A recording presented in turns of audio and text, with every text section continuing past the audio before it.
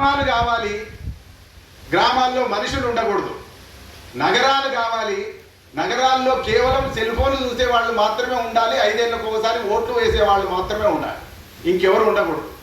అట్లా ఇక్కడికి వచ్చిన తర్వాత ఎవరైనా ఇట్లాంటి ఆలోచనలు చేస్తూ ఉంటే, ఎవరైనా ఇట్లాంటి సభలు పెట్టి ప్రతిఘటన చేయడానికి ప్రయత్నం చేస్తూ ఉంటే, ఆదివాసీ హక్కుల గురించో, ప్రజల హక్కుల గురించో, పౌర హక్కుల గురించో చెబుతూ ఉంటే ఏం చేస్తారు అని అంటే, ఆ సభలకు అనుమతులు ఇవ్వకుండా, ఆ ర్యాలీలకు అనుమతి ఇవ్వకుండా, ఆ సభలకు వీలైతే అవేమీ జరగకుండా నలుగురు కూడకుండా చేసేటటువంటి వాళ్ళను విచ్ఛిన్నం చేసేటటువంటి పని ఒకటి కొనసాగుతుంది.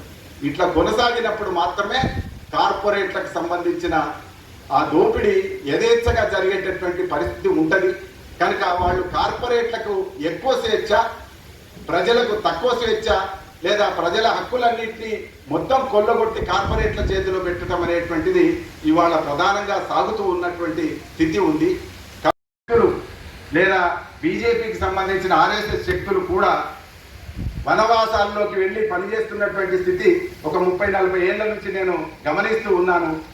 ఇవాళ వీళ్ళు ఎట్లా పనిచేస్తున్నారో పరోక్షకంగా వాళ్ళు కూడా పనిచేస్తున్నారు. అక్కడ కాసేపటికి వాళ్ళు కొట్లాడినట్టే కనిపిస్తుంది.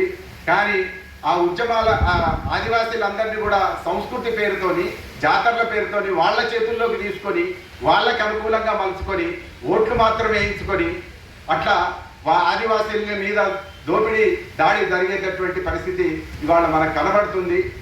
అట్లాంటి సంఘాలు కూడా చాలా పనిచేస్తూ ఉన్నాయి. వాటి పట్ల కూడా మెలకువగా ఉండి అవి ఏం చేస్తున్నాయి అనేటువంటిది కూడా ఎప్పటికప్పుడు చెప్పకపోతే ఆదివాసీలు కూడా అయోమయంలో ఉండేటటువంటి పరిస్థితి ఉంటుంది.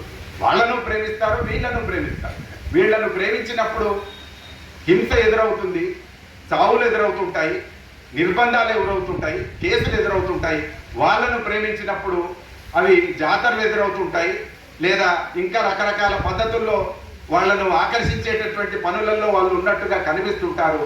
కానీ అసలు దారి దప్పదీస్తున్నది ఎవరు అని అంటే, ఇగో ఈ సంస్కృతి పేరుతోని అడవులలో ఆదివాసీలలో పనిచేసే వాళ్ళే అసలు మోసం చేస్తున్నారు.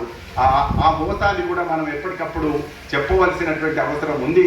అట్లా అప్పుడు మాత్రమే ఆదివాసులు యథార్థం ఏంటిదో, వాస్తవం ఏంటిదో తెలుసుకొని తప్పకుండా ఈ ఉద్యమాలతో నడుస్తారు, ప్రజాస్వామిక ఉద్యమాలతో నడుస్తారు. ఇప్పుడు నడుస్తున్నటువంటి సందర్భం లేదా అంటే నడుస్తున్నది కావచ్చు, కానీ ఆ నడుస్తున్న దానికి ఇంకా సంఘీభావ ఉద్యమాలు కూడా పెరగవలసినటువంటి అవసరం ఉంది. ఆదివాసీలు కూడా ఒక ప్రాంతంలో కాకుండా ఎక్కడెక్కడ ఆదివాసీలు ఉన్నారో అన్ని చోట్ల కూడా ఆ ఉద్యమాల యొక్క ప్రభావం పెరగవలసినటువంటి అవసరం ఉంది.